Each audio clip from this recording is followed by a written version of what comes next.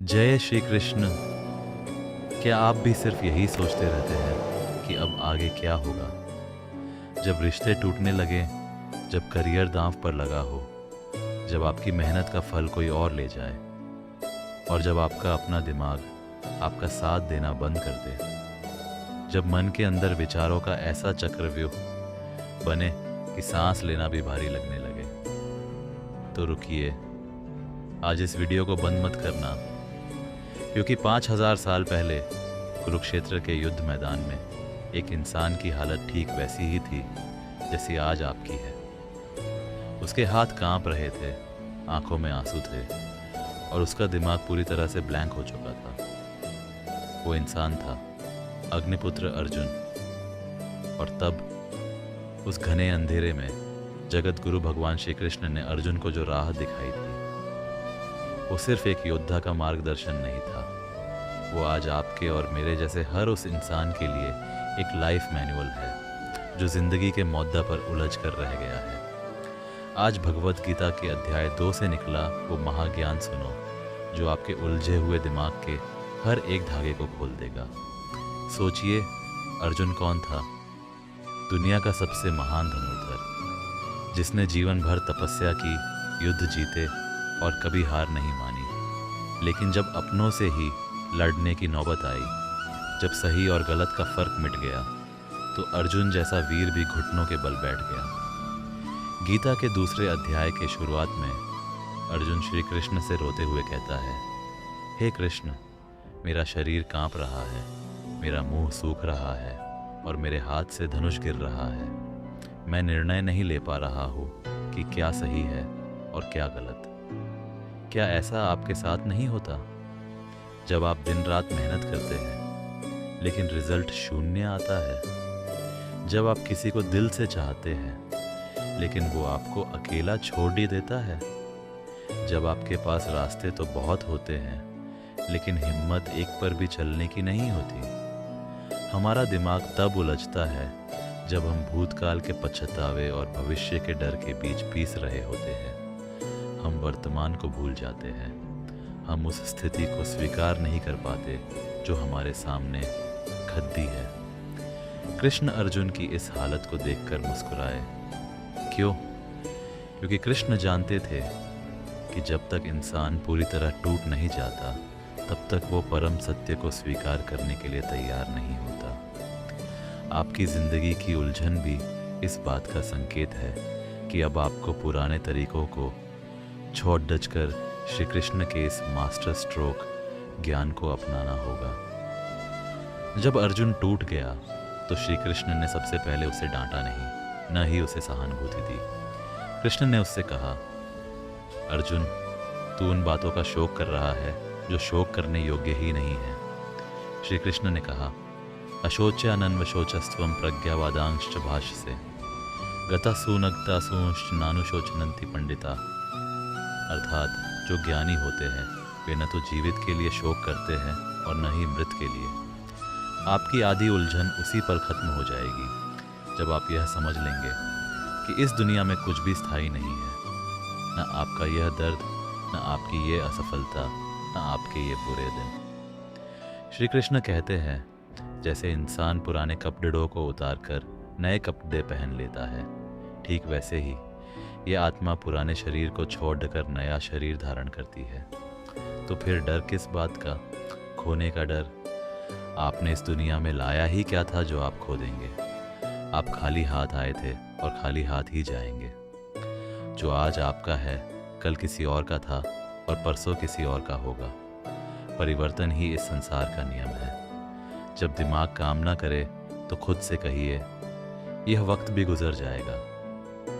अब आता है गीता का वो श्लोक जिसे अगर आपने अपनी ज़िंदगी में उतार लिया तो आपकी 90% ओवर थिंकिंग हमेशा हमेशा के लिए ख़त्म हो जाएगी। श्री कृष्ण अर्जुन से कहते हैं, कर्मण्येवाधिकारस्ते मां फलेषु कदाचन मां कर्म फल हेतुर्भुर्मा ते संगोस्त्व कर्मणि। ध्यान से सुनिए इन शब्दों को। कृष्ण कह रहे हैं, तेरा अधिकार सिर्फ कर्म करने पर है, उसके फलों पर कभी नहीं। हमारी सबसे बड़ी उलझन क्या है पता है? हम काम शुरू करने से पहले ही उसके नतीजे के बारे में सोचने लगते हैं। अगर मैं फेल हो गया तो, अगर उसने मुझे मना कर दिया तो, अगर मेरा बिजनेस डूब गया तो। जब आप फल की चिंता करते हैं तो आपकी ऊर्जा बढ़ जाती है। आपका आधा ध्यान काम पर होता है और आधा ध्यान डर पर। नतीजा असफलता। श्री कृष्ण कहते हैं, जब आप परीक्षा देने बैठते हैं तो आपका काम सिर्फ ईमानदारी से लिखना है। मार्कशीट पर क्या नंबर आएंगे ये आपके हाथ में उस वक्त नहीं है। जब आप अपने कर्म को ही अपनी पूजा बना लेते हैं और परिणाम की चिंता ईश्वर पर छोड़ देते हैं, तब आपका मन शांत हो जाता है। जब सब उलझ जाए तो सिर्फ एक सवाल खुद से पूछिए, इस वक्त मेरे हाथ में क्या करना मुमकिन है? जो आपके हाथ में है उसे पूरी जान लगाकर कर दीजिए। बाकी सब ब्रह्मांड और ईश्वर पर छोड़ दीजिए। अर्जुन ने कृष्ण से एक बहुत व्यावहारिक सवाल पूछा, हे केशव, जो इंसान मानसिक रूप से स्थिर हो चुका है, जो कभी विचलित नहीं होता, वो कैसा दिखता है? वो कैसे बोलता है? वो कैसे बैठता है और कैसे चलता है? श्री कृष्ण ने इसे नाम दिया स्थित प्रज्ञ, जिसकी बुद्धि स्थिर हो चुकी है।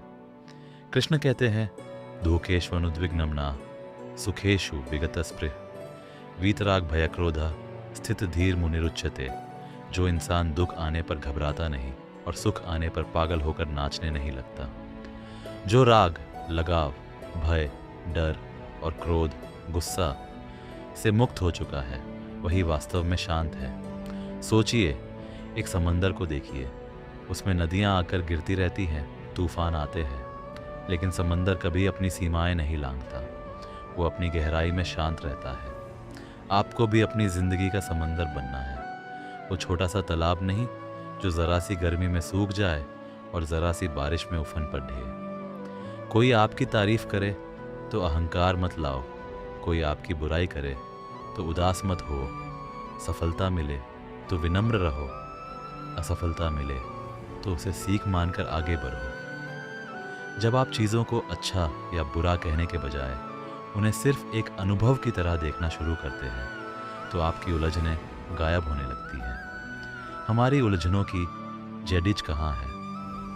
श्री कृष्ण ने अध्याय 2 के श्लोक 62 और 63 में इंसानी पतन का पूरा नक्शा खींचा है। ध्यातो विषयान पुंसः संगस्ते शूपजायते, संगात संजायते कामः, कामात् क्रोधो विजायते, क्रोधात् भवति सम्मोह, सम्मोहात् स्मृति विभ्रमा, स्मृति भ्रंशात् बुद्धिनाशो, बुद्धिनाशात् प्रणश्यति। इसे ध्यान से समझिए, यह मनोवैज्ञानिक सत्य है। जब आप किसी चीज़ या इंसान के बारे में बार बार सोचते हैं तो उससे आपका लगाव हो जाता है। लगाव से जन्म लेती है इच्छा कि यह मुझे मिलना ही चाहिए। जब उस इच्छा के बीच में कोई रुकावट आती है तो पैदा होता है क्रोध। गुस्से से इंसान का विवेक काम करना बंद कर देता है। विवेक खत्म होने से उसकी याददाश्त और सीख नष्ट हो जाती है, और जब बुद्धि नष्ट हो जाती है तो इंसान का पतन हो जाता है। जब भी आपका दिमाग उलझे तो पीछे मुद्द कर देखिए कि आप किस चीज़ से बहुत ज़्यादा चिपके हुए हैं, किस चीज़ को खोने का डर आपको सता रहा है। जिस दिन आप उस चीज़ से मोह का धागा काट देंगे, उसी पल आप आज़ाद हो जाएंगे। दोस्तों, ज़िंदगी कोई सज़ा नहीं है, यह एक कुरुक्षेत्र है। यहाँ हर दिन एक युद्ध है, हालातों से, दुनिया से, और सबसे बढ़कर अपने खुद के दिमाग से। जब अगली बार आपकी ज़िंदगी में सब कुछ उलझ जाए, जब रास्ता दिखना बंद हो जाए, जब चारों तरफ अंधेरा हो, तो इन 4 बातों को अपने दिल और दिमाग में छाप लेना। तुम अमर हो। यह असफलता या दुख तुम्हारी कहानी का अंत नहीं है। तुम इस शरीर और इस परिस्थिति से बहुत बंधे हो। कर्म पर ध्यान दो, फल की चिंता छोड़ दो। इस वक्त जो सबसे बेहतर कदम उठा सकते हो, उठाओ। संतुलन बनाओ। न जीत पर ज़्यादा उछलो, न हार पर टूट कर रो। दोनों ही द्वार गुजर जाएंगे। ईश्वर पर भरोसा रखो। जब आप अपना 100% देते हैं और परिणाम कृष्ण के चरणों में समर्पित कर देते हैं, तो जिम्मेदारी आपकी नहीं, श्री कृष्ण की हो जाती है। अर्जुन ने जब यह ज्ञान सुना तो उसने अपने आंसू पोंछे, अपना धनुष गांडी भी उठाया और खद्दा हो गया। उसने कहा, हे कृष्ण, मेरा मोह नष्ट हो गया, मुझे मेरा कर्तव्य याद आ गया। अब मैं आपके कहे अनुसार युद्ध करूंगा। आज समय है कि आप भी अपने आंसू पोंछें, अपनी उलझनों के आगे घुटने टेकना बंद करें। उठिए, अपने कर्म का धनुष उठाइए और जिंदगी के इस कुरुक्षेत्र में उतर पड़िए। जीत आपकी ही होगी। अगर इस वीडियो ने आपके उलझे हुए मन को ज़रा सी भी शांति दी हो तो इसे अपने उन दोस्तों और परिवार के लोगों के साथ ज़रूर शेयर करें जो आज अपनी ज़िंदगी में संघर्ष कर रहे हैं। कमेंट में जय श्री कृष्णा लिखना ना भूले। जय श्री कृष्णा।